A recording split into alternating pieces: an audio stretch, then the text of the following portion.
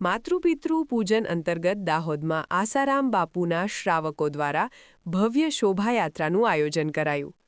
દેશની સંસ્કૃતિ અને સાગર સંસ્કૃતિને જાળવવાના ભાગરૂપે દાહોદમાં ગરબાડા ચોકડી સ્થિત આસારામ બાપુજીના આશ્રમથી એક શોભાયાત્રાનું આયોજન કરવામાં આવ્યું હતું. અમદાવાદ આસારામ બાપુજીના આશ્રમથી નીકળેલી શોભાયાત્રા લીમખેડા, દાહોદ પહોંચી હતી. આસારામ બાપુજીના શ્રાવકો દ્વારા 14 ફેબ્રુઆરીના રોજ લોકો માતૃપિતૃ પૂજનના આ કાર્યક્રમમાં જોડાય તેવા આશય સાથે નીકળેલી આ શોભાયાત્રા પડાઓ નગરપાલિકા, માણેક ચોક, સરસ્વતી સર્કલ, ગોવિંદનગર સહિત વિસ્તારોમાં ફરી હતી અને આસારામ બાપુજીના આશ્રમ ગરબાડા ચોકડી ખાતે પૂર્ણ થઈ હતી. મોટી સંખ્યામાં ભક્તો જોડાયા હતા અને લોકોને વેલેન્ટાઇન દિવસેની ઉજવણી ના કરી પોતાના માતાપિતાની પૂજા કરે, માતૃપિતૃ પૂજનમાં લોકો જોડાવા અપીલ કરી હતી. પરમ પૂજ્ય સંત શ્રી આસારામજી બાપુ દ્વારા પ્રેરિત માતૃપિતૃ પૂજન દિવસની ઉજવણી આજ પૂરા વિશ્વના લગભગ 200થી 251 દેશોમાં આ ઉજવણી થઈ રહી છે.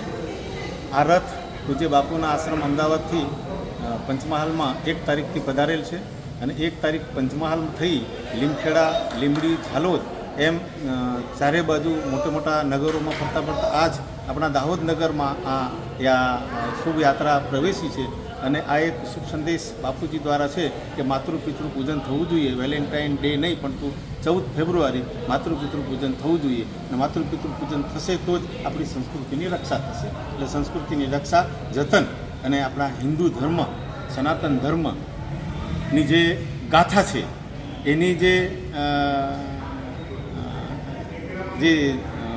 ચેતના છે એ પૂજ્ય બાપુ દ્વારા 2007માં કરવામાં આવી. પૂરા દેશના સંતોએ સમર્થન કરી અને બાપુએ આને ઘોષણા કરી હતી. ત્યારથી 14 ફેબ્રુઆરીએ આપણે માતૃપિતૃ પૂજન દિવસ ઉજવવામાં આવે છે અને એના ઉપલક્ષમાં આજે દાહોદ શહેરમાં આ યાત્રા આપણે અહીંથી શરૂ થાય છે. હરિયો. 14 તારીખે ક્યાં કાર્યક્રમ છે? 14 તારીખે આપણા દાહોદ આશ્રમમાં અને ત્રિવેણી સંગમ, મોટી માંડીબાર, લીમખેડા એમ બંને આશ્રમો છે બાપુજીના આપણા દાહોદ જિલ્લામાં. તો ત્યાં આગળ બંને આશ્રમોમાં માતૃપિતૃ પૂજન ધામધૂમથી ઉજવાશે.